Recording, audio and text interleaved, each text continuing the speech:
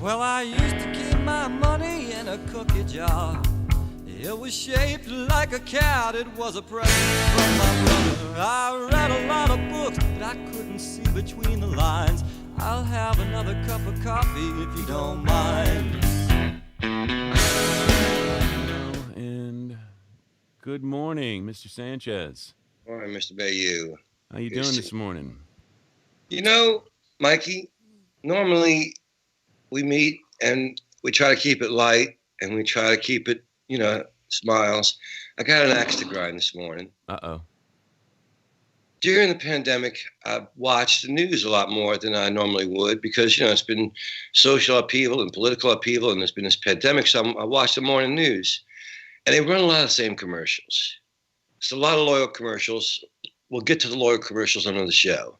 This commercial has been really getting under my skin, and I just got to say something.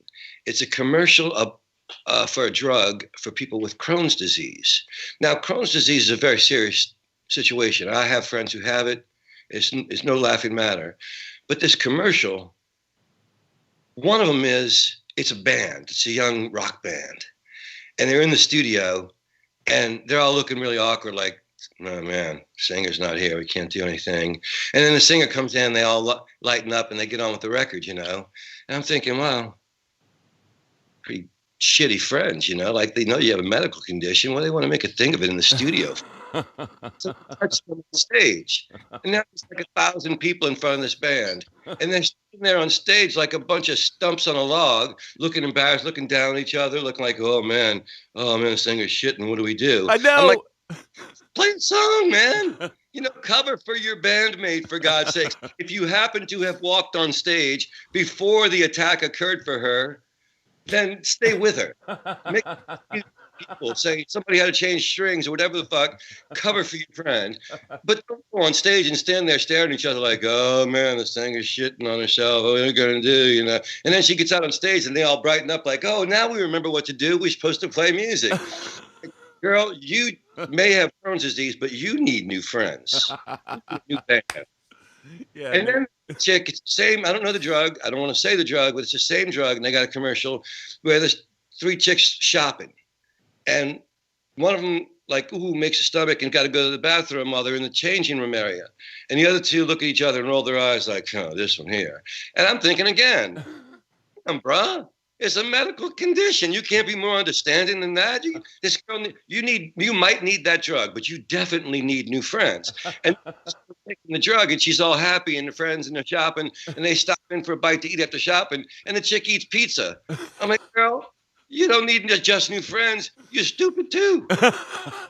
Diet, for God's sakes, don't eat pizza if you have Crohn's disease. You might not even need the pill. But you definitely need new friends and a new band. I had to get it off my chest, Mikey. Now, I've seen this. I know the commercial you're talking about because I've seen it. And, it's I never understood it. Like, so okay, so she's got to poop. You got to poop. It happens. You're on stage in front of 1,000 people. You can't find something to do? Not to mention, look, we were in bands, we traveled. You eat foods that you've never eaten before when you travel to different places. You're going to get the shits sometimes. I'm sorry. Disease or not, you're going to have a moment. Yes. Happens. Right. It's just the way that it is. I mean, holy smoke, this is terrible. It's not pretty on the road always, Yeah. I was thinking, I think, guys, anybody texting this morning? Let's see. Oh, Eddie. His favorite part of working for Cowboy Mouth was the covers that they'd impromptu play when someone was incapacitated. So there you go. But I think that I've solved our problem with delays. Okay. Well, we're changing subjects. Yes, we're changing subjects. Because I was thinking about this morning. I've been trying to do this like a video guy, but today I decided to do it like an audio guy. Which is what you are. Yeah, that's the funny part, right? I mean, like the whole time I've been trying to solve this problem like I'm a video guy with video solutions, and they don't work. So I went old school. plugged everything into a mixer and ran it into the damn computer. So hopefully you guys can hear us at all today, and if you can, that's a good start. Trust your feelings, Luke. Trust your feelings. So anyway, yes, the audio guy decided to attack audio like an audio guy would. You decided to attack audio, and I decided to attack the drug that attacks Crohn's. What's the name of the drug, by the way? I don't want to say it. I don't want to get sued by anybody. I'm saying the chick needs more members. We've all seen the commercial. It's a little Asian girl, right? I don't know. I just know it's a young girl and a young band. But I mean, if you got 1,000 people in front of you and you can't figure out you're supposed to be rocking, then you should get off the stage and let somebody up there who wants to. Not to mention, that is the lamest looking band I've ever seen, right? I mean, those guys look like... Yeah, they look like the nerd rock camp, band camp. Yes. They're the counselors at the band camp who put together a band to show the... Yeah. Actually, you were a counselor, so I'm sorry. Who, me? Weren't you a counselor at one of the, Imagine me at a counselor. No, at camp. actually, I couldn't. But for some reason, I thought you were didn't y'all do like a Cowboy Mouth summer thing? Well, we did a performance every year for a beautiful bunch of dedicated folks, and they still exist. I hope the pandemic won't end them. They're called Crew de Camp, and it's a bunch of volunteers that take children with cerebral palsy and muscular dystrophy into Fontainebleau State Park every summer for a 2-week summer camp experience. Nice. It's very cool. They have high school attendants as volunteers, adult chaperones who in most cases were high school attendants when they were young, because it's so moving. They keep going back. And they spend 2 weeks in the woods. It gives the families a chance to have a break from the constant care of someone with special needs. And it gives the children with special needs a chance to be with other children and feel like they're not so alone in the world, and to play games and to dance, even if it's in their wheelchairs. We would play and their attendants would dance them in their wheelchairs, and the smiles on their faces said all you needed to know. I just did this thing on Friday for Tulane that does something like that. They had the children in need, and they were doing a fundraiser for the summer things that they do with them. Nice. Yeah, it's it's a good cause.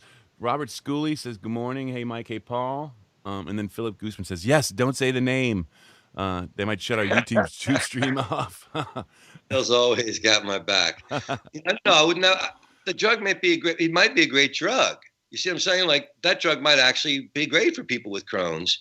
The commercial itself. Yes, no. Like, the drug company gets wind of this. I am not dissing your drug. I have never taken it. I wouldn't diss something I didn't take. I'm saying you need a new ad agency. Yes, you need a new ad agency. Because that's two commercials where my take on it is, man, this chick might have Crohn's disease, but she got bigger problems than that. She don't have a soul around her she can trust. She got a bunch of whiny, backstabbing, rolling their eyes behind your back little bitches. Right. You don't need these people. No. Life is too hard on the road. I'd get out on that stage. I'd be smiling at the audience, under my breath. I'd be saying, why aren't you motherfuckers playing? Trying to make me look bad? Play some music. Play some music now. And can you imagine yourself being the backup guy, like going, damn, man, he just stinks. I mean, it even smells to be near him. Like, even when you walk past him, you can smell it. It's like, is he changing his underwear between visits? Who's that? We're talking about the girl. Like, imagine the guys in the band, though. They walk past her, and they're like, oh, my God. She's in herself, for God's sake. She's in the bathroom. Don't get on the girl. Her needs. She's got an illness. I'm just bathroom, and she's coming out handful of handy wipes, clean as a but and these motherfuckers are on stage just staring down like, ooh, I don't know what to do. I've never been on stage when somebody was shitting before. Well, that's because the methane was starting to get into their mind. They're like going, oh my God, a methane. They're not in the bathroom with her. They're just I'm telling you, she just needs a better bunch of friends, really. And the other girl needs new friends and to stop eating pizza. Yes. Sorry. People are reminding us. We had New Orleans won a Grammy last night. Well, yes, but we have our special guest, Debbie Davis, who is married to one of the Grammy winners, Matt Perrine. So, yes, of course, we congratulate the Nightcrawlers, but I was going to try and save that. We had people mentioning in the chat. I didn't want them to think that we were, Well, I want to find out from Debbie, does she have any new responsibilities as the wife of a Grammy winner?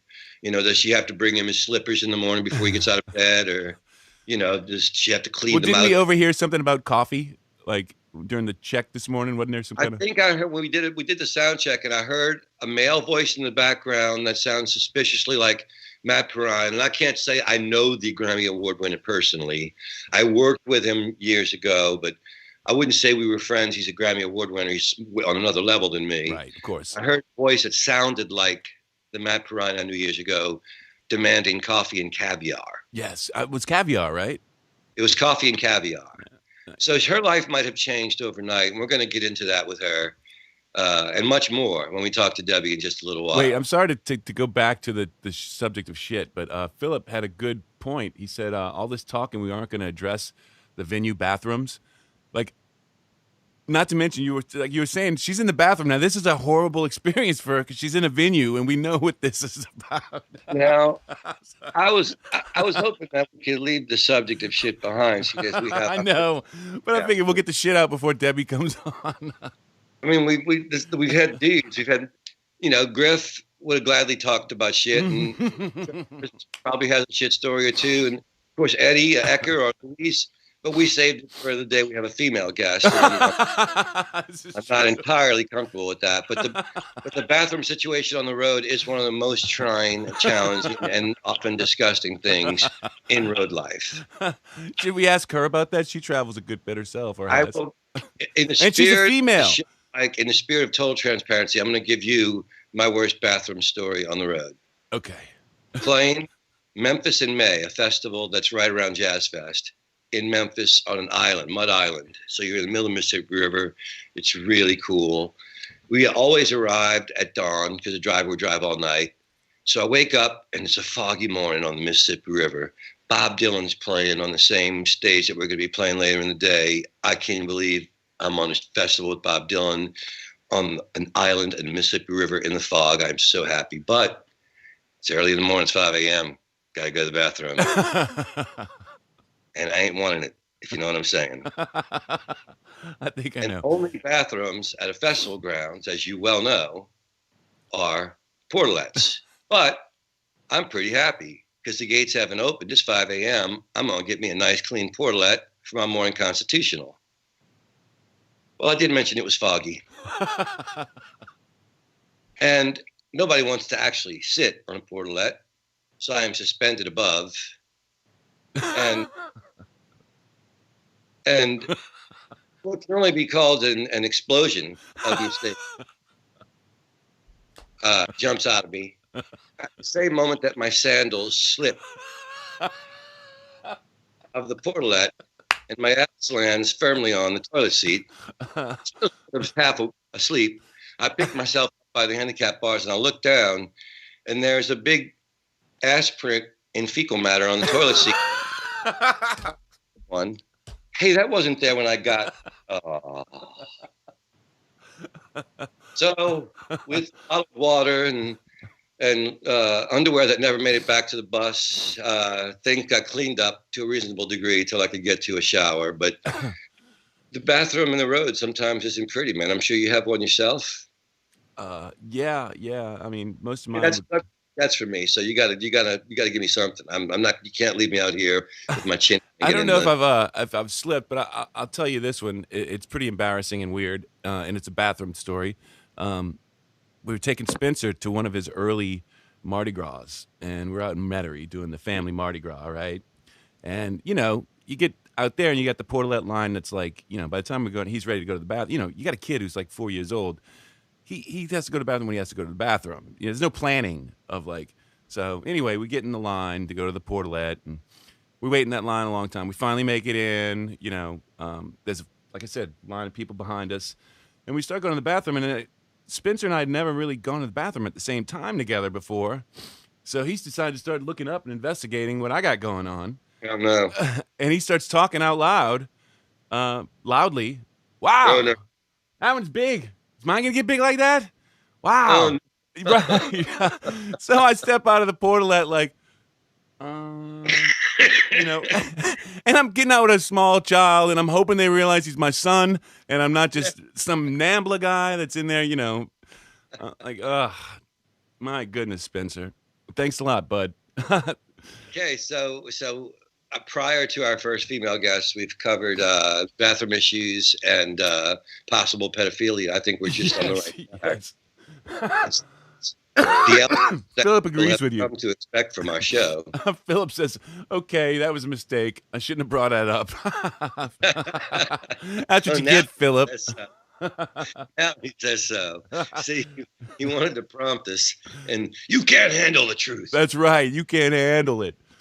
So what? Anything else going on in the city this weekend? My wife actually went out yesterday for the first time in a year. There's a happiness in the air that hasn't been, and of course it's that time of year in New Orleans. It's warm, and it's what we call festival season, and then that happiness would generally be permeating. But man, New Orleans' ability to rejoice in the face of adversity never ceases to amaze me. And while I haven't been going out myself because I've been trying to be safe until I'm fully vaccinated and won't hurt me or anybody else, but the amount of house porch concerts and the Broadside Theater thing, there's so many ways people are trying to have music and make it safe because music means that much to them. And that's really touching to me that people love music that much. I can't imagine anybody would care to see, for instance, I think so little of me. I can't believe anybody would care to see me play so much they would risk their health or missing. Oh, I wish Paul were playing again. Right. I don't think there's anybody out there like that. But I love that there are people out there that are congregating to whoever's playing, whether it was the Nightcrawlers Grammy party last night or I think Susan Cowsill was at the Dixie Brewery, and I had some friends there. My wife, that was the plan. She wanted to go see Susan, but then they kind of, how things go. And then she was like, well, let's just stay out here. And she was testing the water. So they actually went to the Maroney where they could be out on the street. She didn't know what she'd be in for down there with the Dixie Brewery is so far from me. Oh, Yes. I love Susan, of course, and Mary Lasang and Russ Broussard's one of my favorite drummers. Mary's playing with him now too? Interesting. Mary's been with Susan a long time. Maybe she I wasn't haven't on that. seen her in years, so. Renee Coman was on that gig, actually, now that she mentioned it. Actually, I But did see Renee with Played us. with Susan for years. I just assumed she was on that, but maybe, whatever. Yeah. But yeah, I'm not there yet. Like I get together with John Rankin on his front porch to sit socially distant, and we rehearse some songs we've written together because we're planning on doing something in the future. But mostly it's a chance to catch up and visit. And one of the things as we got together on Friday was he was like, I said, "Are you playing gigs?" And he goes, "Well, I'm doing porch concerts and concerts out by Bayou St. John, but I don't know when I'll feel comfortable walking into a nightclub again." Right. And I said that I was relieved because I was like, same for me. I don't know at what point I would walk through the doors of a nightclub. Normally, I would love to walk through the doors of a nightclub and see it full with people waiting for me. In this case, I'd be walking through hoping not too many people showed up, Right. which is a weird feeling, Right. And I'm going to be bringing my own microphone. Right. Probably going to be wearing a mask if it's indoors, pre-show, at least. So I don't know. It's a new world, and I'm sort of watching it unfold and seeing where I fit in, if I fit in at all. I know. Seeing what happens on the other end as things start to loosen up a little bit is interesting. She said she felt comfortable yesterday, but she stayed outside. They stayed on the street, and she said there's a good bit of people down there. But she went. I think they had a pizza down there, and they went somewhere inside to get a drink. But then they went outside, and she said it was. My stepson Adam, when he lives near Oak Street, and I think Friday night they had a big deal on Oak Street where they had outdoor music in front of some of the clubs, and people were serving food on the street. So it was on the streets, it was outdoors, but he said it was packed. He wore a mask and stayed socially distant, but he was surprised at how many people were there. And then he ended it by saying, people are jonesing. Yeah. And that's, people really. It's touching to me. I have a lot, especially my Threadhead friends that love live music so much. It's like there's a hole in their life because they're not getting to see music. And I think that's beautiful. And I guess because I get to play it at home, there's not the same hole in my life. I got music all the time. Right. And I've been doing music shows constantly, like filming, recording, and putting out web streams. So yeah, I feel like I think I got one with the string beans actually coming up. I mean, you've actually flown to places and done work, and I'm, as you have pointed out on many previous shows, I am the older of the two of us. I stayed secluded and isolated, and I was struggling with my voice still, and still I'm not back to 100%. So I'm not in any, it's not completely flippant on my part. I wasn't not doing shows because I don't want to take part in the virtual shows. It's just I didn't have the voice for it. I'm still not to a place where I can sing for an hour without it getting hard physically. And just think about this, like when you do decide to go perform again, some of the people that come to see you now are going to know more about you than you probably ever realized that they could know about you, at least. Well, judging from our audience, I'm going to need 24 people from various parts of the country to make one show. Let's see. Salmonam batch. I'm late. Arizona doesn't do daylight savings. Oh, right, daylight savings. Thank God today wasn't daylight savings day because I was a mess yesterday. Is that my nephew Sam? Is that my nephew? Mark Membrilla. He said Salmonam. I don't know. Oh, salmon and bitch. I see. He's going some. I see. See, I'm sorry, Mark. I'm an idiot. But he says he's late because they don't do the daylight savings there. And I bet you it's a weird thing, man. Bet you his phone freaked him out. I wonder if it does. Do you think your iPhone like automatically adjusts for you, knows you're in Arizona and doesn't? Of course. Okay. I guess it would. Yeah. Your iPhone's on satellites, so it knows where you are.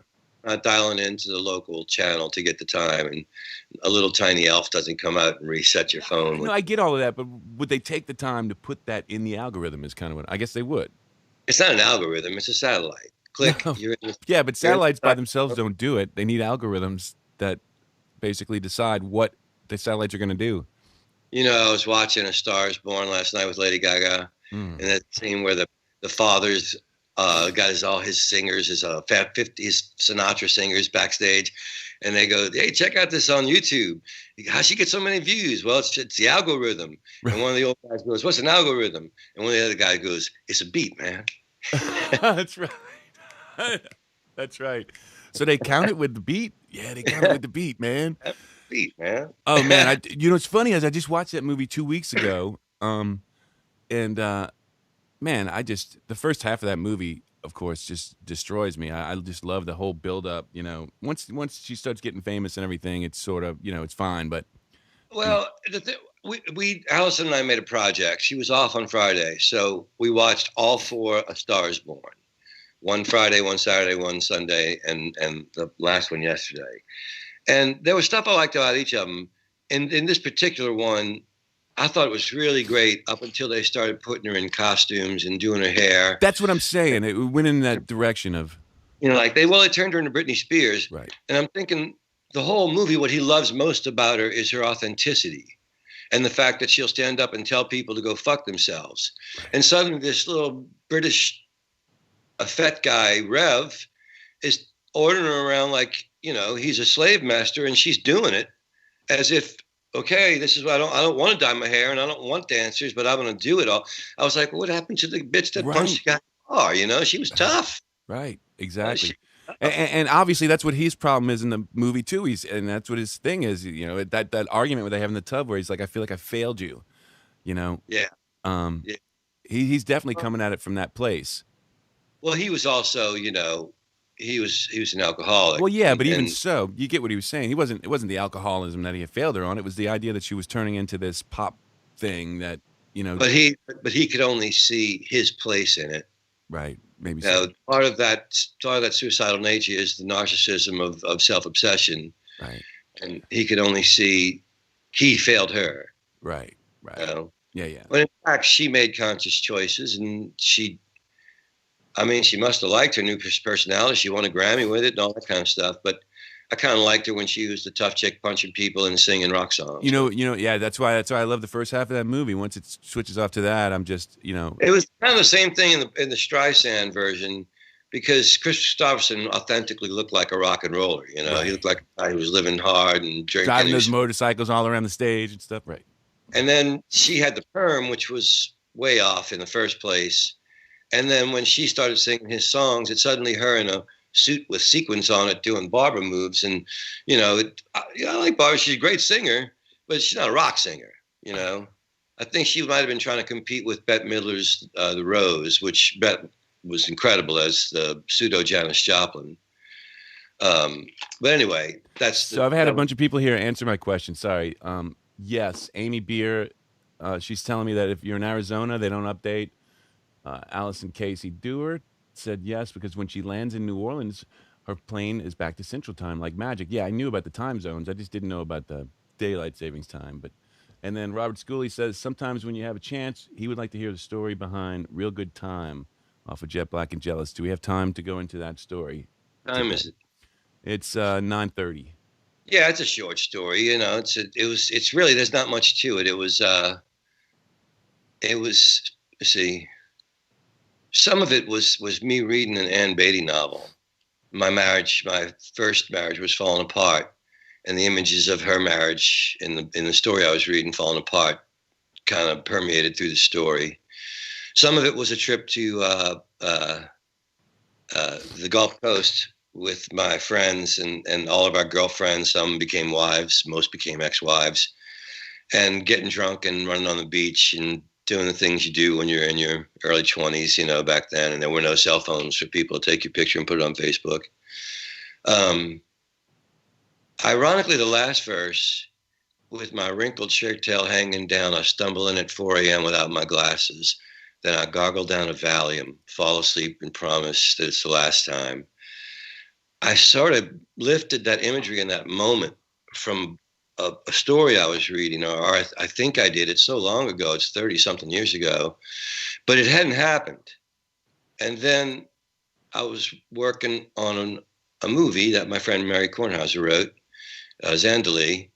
And there was this young, beautiful girl from California that I should have never been infatuated with, but I was, because I was married. And I wound up leaving with her from the rap party and running home down Esplanade Avenue drunk, losing my glasses, getting home, taking a Valium and falling asleep so I wouldn't have to face the guilt in the morning.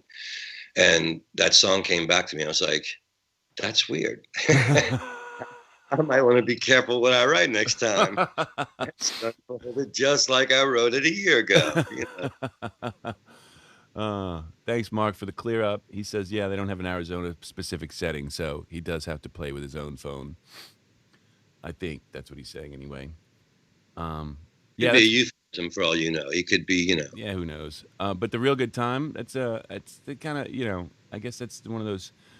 You got to be careful. Susan always says that, when your songs are, it means whatever you think it means, right? Because you don't really want to know what it really means, because what it means to the person who wrote it, God only knows where they were getting that from, Yeah, you're channeling, most of the time when you're really writing, as my friend Carmela Rapazza puts it, you're just a channel. Right.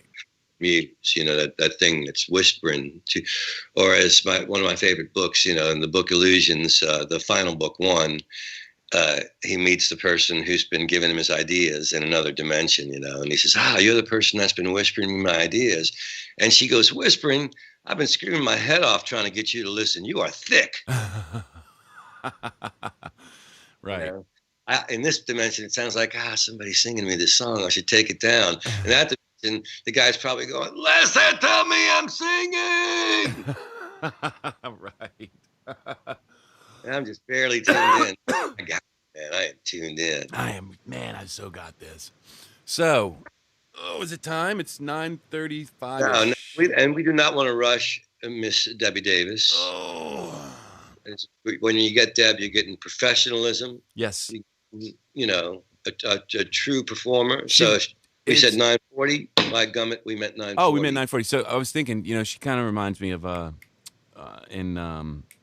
my gosh, what's the Johnny Cash movie? Reese Witherspoon. Right, she's Reese Witherspoon in that movie half the time when I see her. Just that energy and stuff, and funny, quippy, really.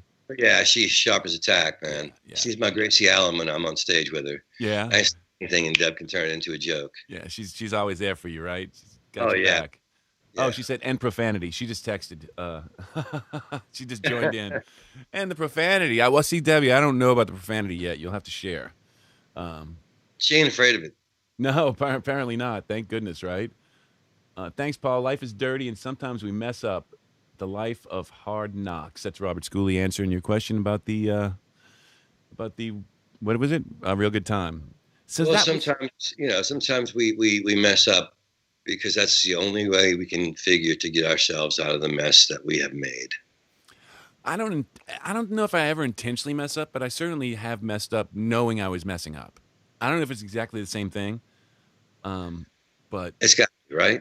I mean, if you're aware that you're messing up, but it's almost like murder, right? Like I feel like if you what are they premeditated, right? So I don't premeditated mess up. Very seldom do I know I'm going to be messing up, prepare for it, and then go and mess up. It usually just happens in the moment, and so you wind up in a moment and you're like, I'm already on this ride. Do I mess up? Yeah, I guess I'll keep messing up, but it's not premeditated, that's all I'm saying. I see what you're saying. It's the old George Carlin routine about the sin was not just doing it. You had to wanna. Right. He said you had to, if you wanted to do it, that was already a sin. He said it was a sin to want to feel up Ellen. It was a sin to think of a place to feel up Ellen. It was a sin to take Ellen to the place to feel her up. It was a sin to try and feel her up. It was a sin to feel her up, and it was a sin to enjoy feeling her up. That's 6 sins in one feel. Wow. Yeah. You could drop a lot of strikes that way really quickly if you were in for that sort of thing. That's intention, you see. Yes. You didn't have intention. Right. So I only did one. Innocent. You know me. I love playing innocent. I certainly didn't mean to intend to be in this moment. Right. I wasn't even trying. I mean, we wound up at this place. I don't know how, but therefore I am innocent. Therefore I am innocent. That's right. Rationalization is a beautiful thing. Once again, to quote movies, which I like to do, in the movie Big Chill, Jeff Goldblum and Tom Berenger are talking, and Jeff Goldblum goes, "Don't knock rationalization. It's the most important thing in life." And Tom Berenger goes, "More important than sex?" And he goes, "Yeah, more important than sex." He goes, "Nothing's more important than sex." And he goes, "Yeah. You ever been through a week without a good rationalization?" Right. Speaking of which, didn't Lauren Kasdan write that? He didn't. He Lawrence did. Kasdan. I think it was his first directorial. Right. I think that was his directorial. And I really liked Silverado a lot. I know. Great Western. Right. I know a lot of people didn't like it or whatever, but I wouldn't like that movie. It's a great movie. It's fun. Me too. And another Kasdan movie. Yeah. He did one called Grand Canyon that wasn't as popular, but I also really liked it. It was Danny Glover and Kevin Kline.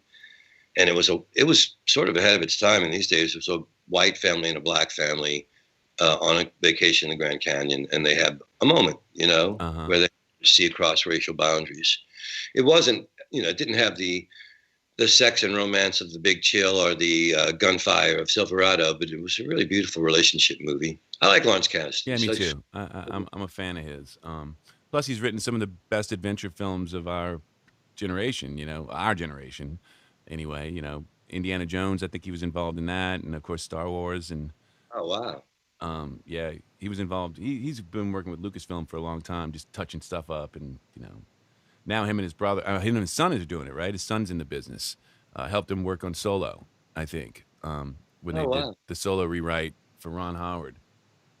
Although I have to admit, man, I mean, I don't know who watched Solo, but those guys who were doing it originally, they're awesome. Oh, here comes Debbie. Let me get Debbie in. Let's see. There she is. Oh my goodness. Look how Debbie pretty. has joined us. Ladies and gentlemen, Debbie Davis is with us. Debbie Davis is with us. We don't have sound yet.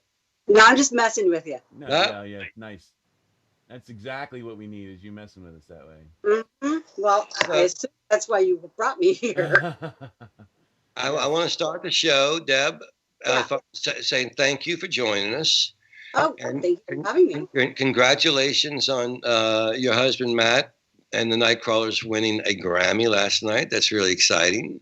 Other than the artwork on the album, I had absolutely nothing to do with it. But I'll take. Mike and I were talking earlier. We wanted to know if it's impacted your life. Does Matt like his slippers brought to him in bed now, or He was saying something about eggs and caviar earlier. I'm ignoring him. So he's changed his approach. You're doing what you've always done. I mean, if it ain't broke, don't break it. So he told me a little while back that he was practicing his speech like Luca Brasi. Oh my God, he really was like Luca Brasi. And I hope this Grammy is a masculine Grammy. That's awesome. Yeah, it's Oh, so it's just glad that he won, so we don't have to hear the speech anymore. right. Well, Paul's got a great story about how that actually came about. That scene in the movie, The Godfather. It's incredible, right? It Right. wasn't even part of the script. Yeah, Luca Brasi was a hitman, right. in real life, and he went to Francis. Yeah, he was a hitman. I knew he was a non-actor. Yeah, he was a hitman with a number of kills to his credit. And he went to Coppola and he's like, I think I'd like to change careers. I think I'd like to be an actor. And when a guy who kills people for a living comes to you and says he'd like a job, yes, sir. Genius, like what would Coppola's you like a genius, you go, I was about to ask you if you'd like to be in the movie. So he casts him as Luca Brasi and he gives him his lines. And Coppola is so savvy, he sees him rehearsing his lines and it's terrible. And he tells the cameraman, run the camera. Get him practicing and being terrible. That's what I want. Yep. And then he fouls it up as soon as he gets in there. And from that earlier shot what it was supposed to sound like, what he intended to say, and how badly he botched it. Right. And Brando gets to be so gracious and it's great. My dearest trusted friend. And then it shows his benevolence. Let me make Luca Brasi even more real to you. In the scene where he is being strangled to death and his tongue is bulging out of his mouth and his eyes are bulging out of his head, where do you think he's seen that face before? He was a hitman. He knew exactly what it looked like. Well, it was either that or... What was that? Say that again, Debbie. That's chilling. Oh, frankly. yes, it is chilling, actually, right? I hate to circle back, but Robert Schooley mentioned that there was actually 7 sins to your thing, not 6, because when you reflect back on it, that's a sin as well. Oh, well, you know what? I added that one because I'm an old pervert. Yes. I added the 7th one. Yes. That's what happened. So, in honor of your appearance, Deb, we made it as elegant a show as possible. We've been talking about bathroom stories and what was the other one? Bathroom stories, and then wasn't there poop? But of course there was poop. There was a bathroom. But it was I don't know if you were watching, but it's that damn commercial, and I won't name the medicine, for the girl who's got Crohn's. Crohn's is a serious disease. It's terrible. It's terrible. I've had friends with it. Intestinal problems are bad. I've had them myself. It's terrible. So I'm not making fun of the disease. But the commercial that says you take this drug to make it better, it's got a band on stage in front of like 1,000 people, and they're all looking at each other all embarrassed, like, man, lead singer shit, and what a bummer. And I'm like, play some fucking music, you idiots. You're on stage in front of 1,000 people instead of sitting there worried. And by the way, support your band member. She's got a problem. She's in the... Don't make it obvious, when Jerry Garcia needed to leave the stage and shoot up, the rest of the band kept playing. Know why? That's what you do. It's called drum space. It's when everybody gets up and rolls a joint and goes to the bathroom. We know what that time is for. Stop. Why are you being a child about this? They were being killed. Leave the woman alone. So every time that commercial happens, that girl gets on stage to a rousing applause, and I yell at her. I go, girl, you need a new band. You don't need no Crohn's disease drug. You need new people that love you, support you. Same thing with it's the same commercial. She's paying their checks. This is what I'm saying. And then they're all like, oh, geez, man, I wish she wasn't shitting. What a pain. Misogyny in the I'm like, bitch, next time you got to pee, we're not pulling the bus over. How about that? Bitch can't take a dump without getting shit from her, literally getting shit from her bandmates. You know what I'm saying? And then it's the same drug, but there's 3 girls shopping. And one of them has to run to the bathroom in the middle of they're in the change room. The 2 friends are rolling their eyes and making faces. I can't believe she has to go to the bathroom. And I'm thinking, This is your friend. What Your the friends are kind of friend assholes, you? girl. You're just, so again, I'm yelling at the girl like, you need new friends. And then she takes the pill and they all are friends again. They're all happy. They go to a restaurant and the girl orders pizza. I'm like, you just don't need new friends. You need a new diet. You're stupid. You have Crohn's disease. You can't be eating pizza. Yeah. Yeah, she's Poop got me problems. once, shame on you. Poop me twice, shame on me. Yeah. So, So- Debbie, all right, you play with a bunch of bands, you know, and you mentioned the did. patriarchy. Well, you did before I COVID. did one time. Remember And that you one? mentioned the patriarchy. Do you know, you got any stories to share with us where you were like, God, I'm sick of being around these boys? Ugh.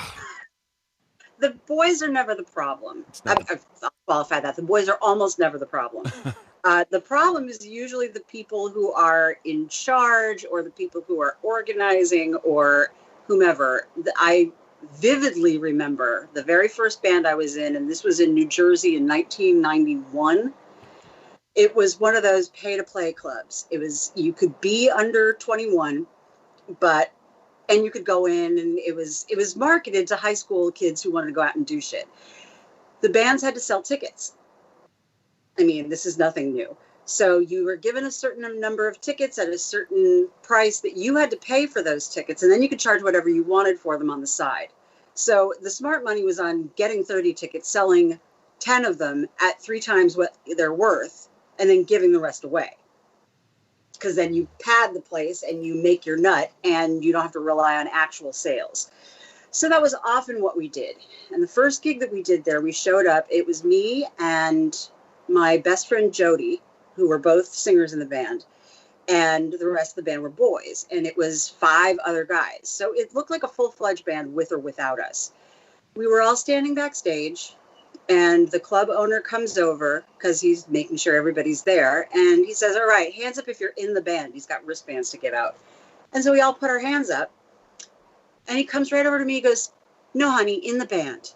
And I went, he goes, not with the band, in the band. And as if it had been rehearsed, everybody else, all of the guys in the band went, she's in the fucking band. Jesus. So it's almost never the guys you're working with. I mean, it's almost never the guys I'm working with. I know there are some really problematic people out there, and I've encountered a few of them, but I never call them more than once. Right. I call the people I call because they're freaking rad, and I know they'd all walk into traffic for me. And, you know, you don't have to do much to get in somebody's good graces. Just don't try to fill me up on the break. Right. Let's start there. Right. That's probably a good start, right? Yeah. That's the first box I check, actually. Well, not to mention, I think the guys in the commercial that Paul was talking about would definitely be trying to feel her up. Oh, totally. You saw those Totally. guys? They were too timid. Those guys, They're all mad at her. And then later on, when she's trying to get dressed after the gig, they're like, oh, I didn't mean to walk in here while you were dressing. What are you, 9? Fuck off. Well, does that go back to that That's intention real thing shit, like we were though. talking? That happens. So I'm not saying that that's far-fetched. In fact, it's actually probably more normal than anybody wants to admit. Now, your current musical partner is Josh Paxton. Yes. And I know that I will never be the piano player that Josh is. Nobody will. But what hurts me most about your musical partnership with Josh is that he's one of the funniest people. You? It's you found someone who's now funnier than me. And so since I can't be as good a guitar player as Alex, I can't be as good a piano player as Josh, and now I can't be as funny as Josh, I think I have outlived my usefulness in your musical life. He posts stuff on Facebook that makes me simultaneously spit coffee and pee myself at the same time. Yeah. Imagine being in a car with him for 18 hours. I can't, because it's the stuff he thinks of is so freaking off the wall and funny. Literally and metaphorically, it is a mess. There's coffee and pee all over the place.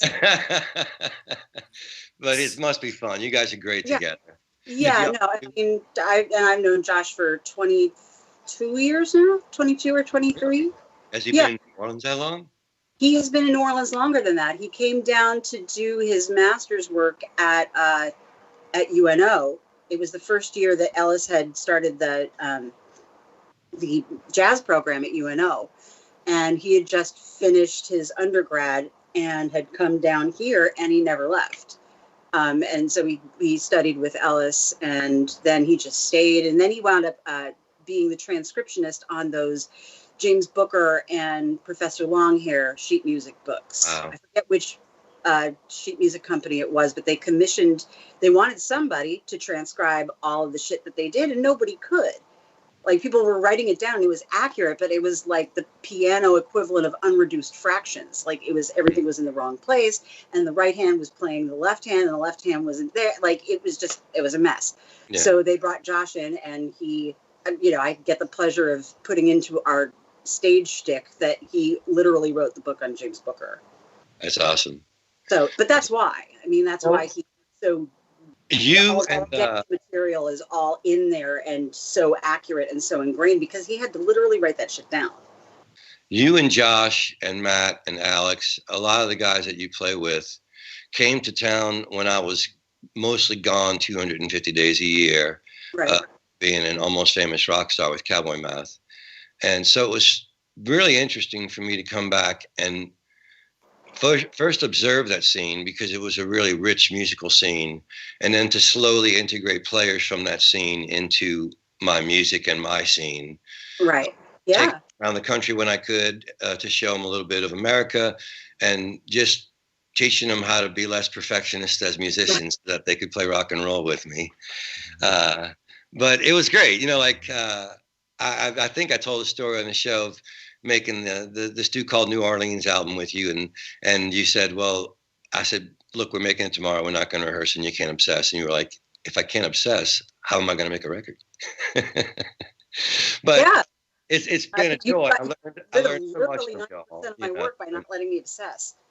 And then Alex, I learned a tremendous amount from working with him. And I remember we were sitting together once, and somebody came up and said, hey, Alex, why don't you have Paul play with you at Chaz Fest? And before Alex could even answer, because there was like a brief moment of silence as he tried to think of why he couldn't, I said, it's because I was in Cowboy Mouth. He can't ask me. There are rules. I'm not play in the Marigny until I can get the stench off. And I was in for 15 years, so I have to be out for 15 years before Alex could even consider me for Chaz Fest. And Alex, without missing a beat, looked at the guy and went, yeah, man, it's out of my hands.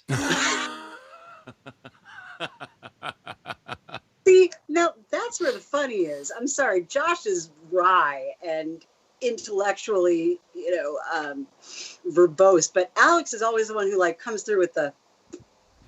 Oh yeah, it's so great having him on stage. It's not a joke, but you laughed, didn't you?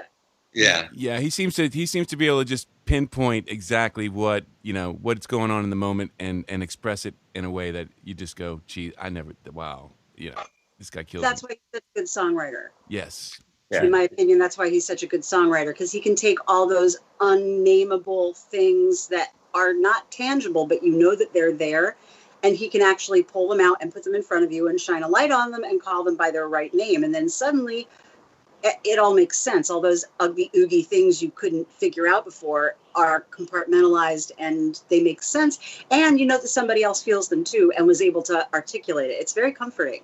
I think it's what makes people like you and John Boutte great interpreters of other people's songs, is you're both people who listen to the minutia and the intimacy of the lyric and the melody. And then when you take it in very different ways, you both try to make it your own. You both try to make it your story. And I appreciate any John Boutte comparison. I'll take that all day long. Right. When you sing, you have the same thing that he has, in that you're very present in what you're singing.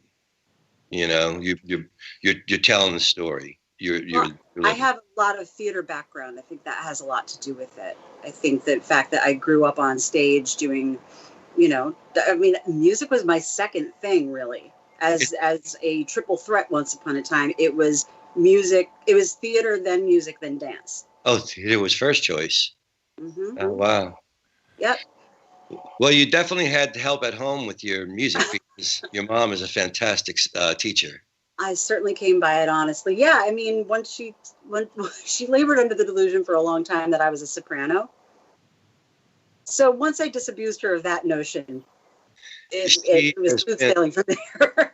she's been so helpful in helping me to heal my voice and begin to sing again. I'm so grateful to her.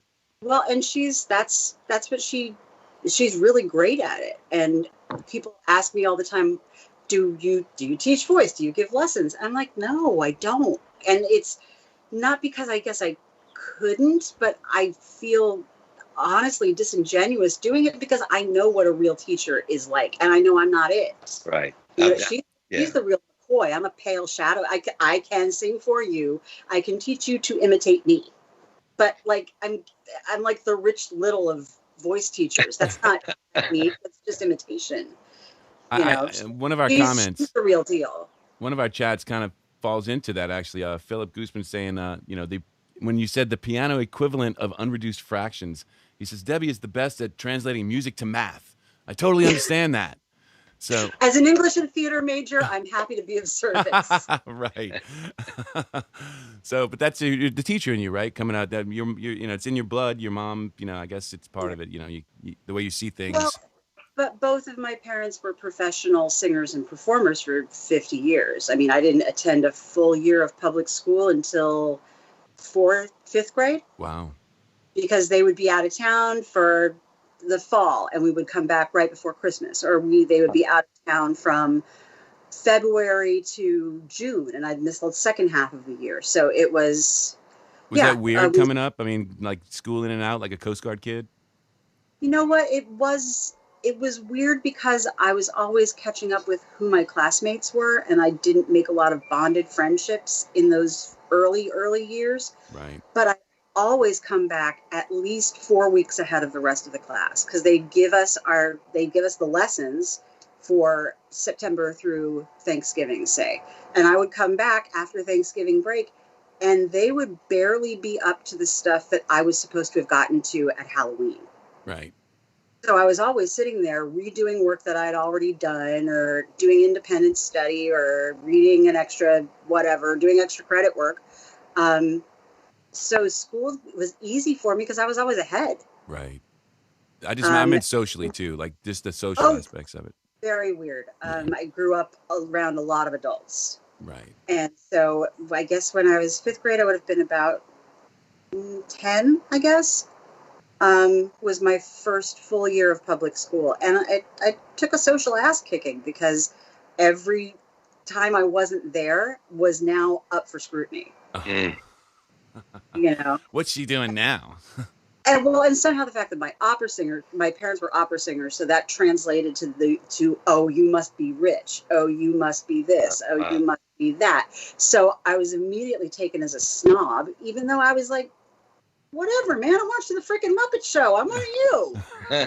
But the fact that I can sing the entire second act of La Boheme off book, notwithstanding, I'm not a freaking opera snob. I just heard the stuff a lot. Right. So, what year did you come to New Orleans? I moved here in 1997. 97? I thought it was sooner than that. Wow. I've been here since 97. We got married in 98. Oh, wow. Y'all met really fast when you moved here. We met at Jazz Fest in 1997. I was moving, a friend of mine who I was in a band with in New Jersey was moving to Colorado, and he wanted somebody to go with him on the trip, just have company. It's a long ass drive.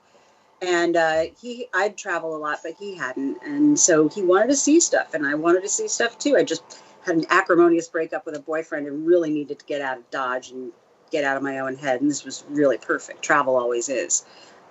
So we decided that we would go to New Orleans since it was only like 800 miles out of the way. And we did not realize until 2 days before we left that we were coming down during Jazz Fest. Oh, wow. We're like, oh, it's fine. We'll just find a place to stay. So we spent half a day driving around New Orleans looking for a place to stay. And of course, everything was booked up because it's fucking Jazz Fest. It was the second weekend of Jazz Fest. So we finally found this place that I would not go to now on a dare. It was on Tulane Avenue, three buildings down from the courthouse. Ooh. So there was like nothing but bail bondsmen and Taco Bell after dark. Oh my God. Back when there was a Taco Bell at Tulane and Broad. I've been to that. I've been to that same hotel, just not in New Orleans. Yeah. Same. I'm really glad we didn't know, because if we had known, we wouldn't have been able to stay. Like if we had any information on how fucking terrible that place was. They had a pool, they had a hot tub, whatever. And I'm sure there were people smoking crack in the hot tub. It's none of my business, really. So we stayed there and we went to the Jazz Fest. No, we went to Bourbon Street the first night, and we the next day. And my mom's watching, so I'm not going to tell you the whole story. Hi, Mom. Hi, Mom. So we went to the Jazz Fest and we saw this band playing at the Economy Hall tent. And I didn't know anything about anything. It was years later that I realized, oh, this was Economy Hall. This was the gospel tent. We saw a trad band at Economy Hall. And I was standing in the back of the tent with my friend. It was standing room only. And I turned to him and I went, that one. And I pointed at this bass player at the back of the stage wearing a black suit, sunglasses, playing upright bass. I was like, that one. I want that one. And the next day we saw him playing on another stage, and I went up and introduced myself, and we started writing letters. And I told him, because this was back when you had to take a picture with a camera and then bring it someplace, and they would make you pictures. Like it was basically, Instagram made out of paper. They give you a little picture on a piece of paper. And so I got double prints. I was like, look, I took pictures of you on stage. I'll send you copies if you like. So he gave me his address, because I'm such a smooth operator. I'm such a smooth minx. That's right. And so he sent me a CD to say thank you. And then we started writing letters, and then we started having phone calls. And I came down for a visit in July, which, I mean, is there a better time to visit New Orleans? Oh, that's perfect. Really. That's what I tell everybody, is come in July. I won't be here, but you can come. Yeah, totally. You'll have a place to yourself. Yeah. So I came down for my first visit in July, came down for my second visit in August. I moved in late September, and we were engaged by Christmas. That's awesome. That is awesome. Yeah, Beautiful, And probably at first sight, you went, that guy's going to win a Grammy one day. That's what I said. I went, that one. That one's going to win a Grammy in 23 years, 25 years, and I'm going to be there. I'm going to piece of that with like 200 other people. So do you guys have any gigs coming up, Debbie? You got anything that you want to talk about that might be happening soon? Or what is this gig thing you talk of? Yes, what is this gig thing you speak of? Oh, right, that shit we used to do back in the day where we played music and people clapped and then we got money for stopping. Right. Yep. Yes. Those were good times. The good times? I remember. I'm hoping we get some of those back, because now I've gotten the shot in my arm. Yeah, and nice. Oh, yeah, that's right. We didn't discuss that. Paul, you've gotten your first shot, right? I got my second. Your second? Oh, lucky duck. I'm just made I should be getting it this week. I just made the age finally, and excellent. I had a busy week last week. I think the age is 16 now. Well, and that's what like for a while they were holding me up till last week. I think sometime they finally. See, you know what? And they were doing emotional maturity, and that was holding him back. Oh, well. And most of the men I know will never be eligible. Right. I know that they really didn't care after a point in Louisiana about the age thing. Like, I went in the day before the age thing got moved, and I was ready for them to turn me away. I had made an appointment saying I was over 55 because, there were all these appointments at the convention center, like 100 a day that weren't getting taken. So I was like, right. I'm just gonna take a swing at this ball, and if I even catch a piece of it, then hooray. So I went in there, and she's like, date of birth, 1974. She didn't even flinch. I'm like, okay. No, I was told by several people, if you go in towards the end of the day, you have a good shot, because if they haven't gotten rid of the vaccine, they have to. That's right. Otherwise, it goes in the trash. I had a friend who was just passing by a Walgreens. She was 55, and she was with another friend, and they looked at each other like, what do you think? Can't hurt to ask. They went in, they said, and they're like, yeah, we're closing up, and we got shots left. If you want them, we'll give them to you right now. Well, I mean, and that's the thing. It's like, you got better odds of getting a vaccine than you do of winning a scratch off. Like, you may as well roll those dice. And I know in some places it's not like that. In some places they don't have enough vaccine. Like, right. They're lining senior citizens around the fucking block and they're not getting the shot. Right. Which is criminal on every level as far as Yes, it's been a crazy world. It's been a crazy, which is why we started to have another cup of coffee with us, because we like to make people laugh. Today's show involved poop. It involved shenanigans, and it involved Grammys. one of my close friends, Debbie Davis. Thank you so much for joining us. Congratulations again. Yes. Thank you. Matt's Grammy Award. I think it's just fantastic. I love those guys, and I couldn't be happier for him and Craig and all the fellas. Craig. Yeah. No, that this band has been together for 27 years. Like, who would have thought that this was the band, this was the year, this was the record? Like, there was no way to have seen this coming.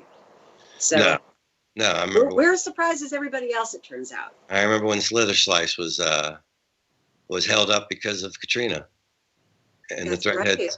Yeah, the Threadheads helped him finish it. That's absolutely right. Yeah. It's been a long road. I think this is their 8th record. Yep. If I'm not mistaken.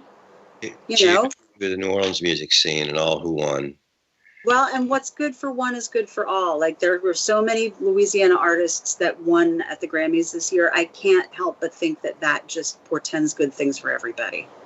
I think it's just lovely. I'm happy for the people that win. It's a beautiful thing. Yeah, I agree. Join us, baby, and when it's all over, we'll sing again. Pretty Please with Sugar on Top. If I'm not your first call, I'm going to be mad. All right. Miss you guys. Same to you. Take care, Debbie. Bye, fellas. Are we leaving the show completely, Paul, or are we saying goodbye? Is that a goodbye? Then we'll say goodbye, and then sometimes there we go. Now I'm back to us. Debbie hung up. Now it's just us. That was fun. I love Deb. Me too. Wow. And I've never had that long a conversation with her, I don't think, because, we've just never been in the same space at the same time where we could talk. She's smart, sharp as a tack, and big giant heart. I love everything about her. Yes. So, we got people giving us a happy Monday and everything. They would just wish Debbie a happy Monday. I'm sure she is going to have a happy Monday because she started with us. How can you not have a happy Monday if you start off with us? How can you not have a happy Monday when you've had another cup of coffee? That's right. All right. We will be back on Wednesday with our Wednesday regular guest, Eddie Ecker, with 2 minutes of Edward. Which we never know what story is going to be, but it's usually fun and funny. And so I look forward to seeing my buddy. That's and right. You. And me, of course, always. And always. We will see all of you guys on Wednesday. Thank you so much for tuning in. We'll see you next time. Oh, guys, by the way, one last thing. If you subscribe, then as soon as we're going live, it'll show up on your phone or wherever you watch this thing, and you can just click it, and then there you go. Oh wait, Philip, one last little thing. He says he loves that everybody can't wait to get back to live music. I think he feels the same way. Let's get back to some live music. But anyway, I wanted to say, you guys subscribe to Paul's channel. We could use the subscriptions, and it'll also make it easier to see when we're going online. You don't have to wait for Paul's Facebook post every time. But all right, you guys, take it easy. We'll see you next time. Bye. All right.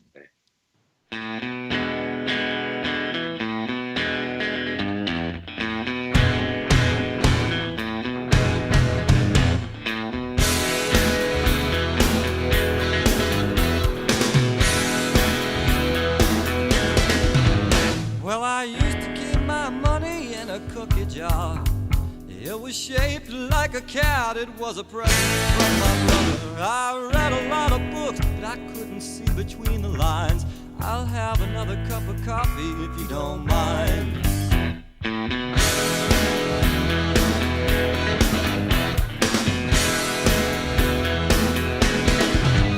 Well, her hair is as black as an alleyway, and it used to be red, and it used to be blonde. Truth is, her hair changes color all the time. I'll have another cup of coffee if you don't mind. I'll have another cup of coffee if you don't mind.